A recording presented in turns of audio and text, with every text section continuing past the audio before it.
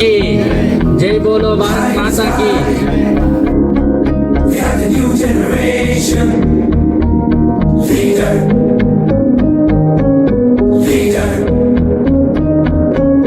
Leader. Leader. అక్షరే ఎంత స్వేచ్ఛగా వాతావరణం మనం ఈరోజు ఉండగలుగుతున్నాం అంటే మన పూర్వీకులు ఇచ్చిన మన ఈ భారతదేశ సంపద, అది కాకుండా వాళ్ళు చేసిన త్యాగాలు కాబట్టి మనం ఈరోజు ఇలా ఉండగలుగుతాం. అటువంటి వ్యక్తుల్లో ఒకరు ఈమె అహల్యాబాయి హోల్కర్. ఈవిడి 1725లో జన్మించారు. ఈవిడి చిన్నప్పటి నుంచే చాలా శక్తి